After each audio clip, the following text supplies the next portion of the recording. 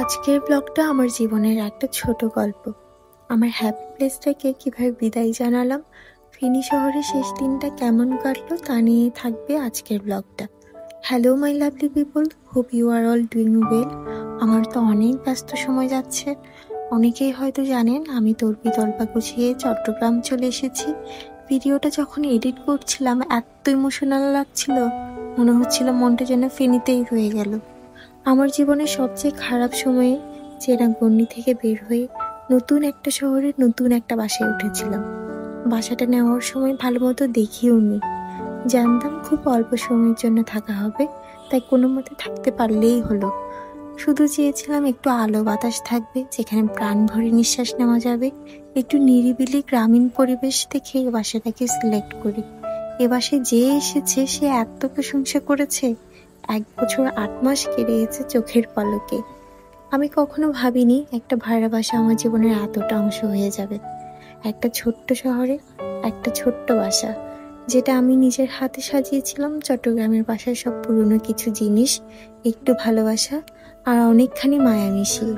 মনে হয় এই তো সেদিন উঠেছিলাম এই বাসাটাতে, আর আজ সেটা গুছিয়ে নিয়ে চলে যেতে হচ্ছে। বোঝাতে গিয়ে বারবার থেমে যাচ্ছিলাম। মনে হচ্ছে যেন নিজের একটা অংশ রেখে যাচ্ছি এই বাসার ভেতর। এখানেই গড়ে উঠেছিল আমার প্রতিদিনের গল্প। এই ঘরের দেয়ালগুলো জানে আমি কতটা সময় কাটিয়েছি এখানে। হাসি, কান্না, একলা দুপুর, ব্যস্ত সকাল, সব কিছুর সাক্ষী এই ঘর। এখানে আমি শিখেছিলাম কিভাবে একলা থেকেও নিজেকে খুঁজে নেওয়া যায়। প্রতিটা জিনিসের স্পর্শ করলেই মনে হচ্ছে এগুলোর সঙ্গে কত স্মৃতি জড়িয়ে আছে। আমি এখানে কিছু কাজ নিজে করে রাখছিলাম, যাতে আমার হেল্পিং হ্যান্ড কিছু ক্লিন করে দিয়ে যেতে পারে। আর বাকি ভারী কাজগুলো আমরা দিয়েছিলাম একতা শিফটিং সার্ভিসকে। ওনারা এত প্রফেশনাল, ওনাদের সার্ভিস আমাদের এই শিফটিংয়ের কাজটাকে অনেকটা সহজ করে দিয়েছে।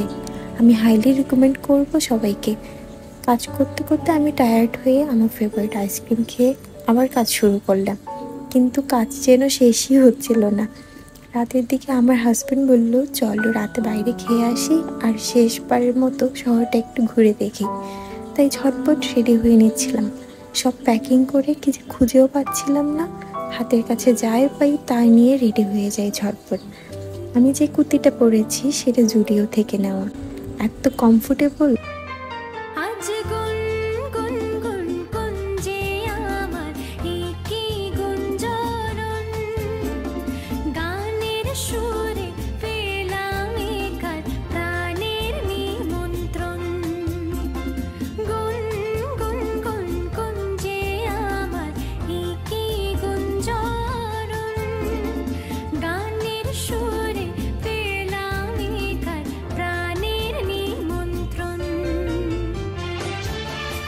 এখানে আমি ভালো মতো শাওয়ার নিয়ে Japanese skin care product use করে ঝটপট রেডি হয়ে বেরিয়ে পড়ি।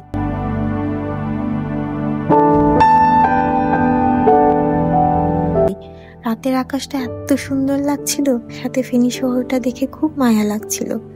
রাতে বাসায় ফিরে বাকি কাজগুলো করতে করতে কখন যে এত রাত হয়ে যায় টেরই পাইনি। তবুও জিনিস গোছানো যেন শেষই হচ্ছিল না। শেষে আর না পেরে বসে গেলাম হিটিং প্যাডটা দিয়ে, একটু আরাম নেওয়ার চেষ্টা করছিলাম। তারপর ধীরে ধীরে চোখটা লেগে গেল, ঘুম এসে গেল অজান্তে। পরের দিন সকালে বাকি কাজগুলো করতে এসেছিল একতা শিফটিং সার্ভিস। ওরা ব্যস্ত ছিল জিনিসপত্র তুলতে, আর আমি চুপচাপ দাঁড়িয়ে দেখছিলাম আমার প্রিয় জায়গাটা আস্তে আস্তে ফাঁকা হয়ে যাচ্ছে। শেষবারের মতো বারান্দায় বসে সকালের নাস্তা করে বেরিয়ে পড়লাম।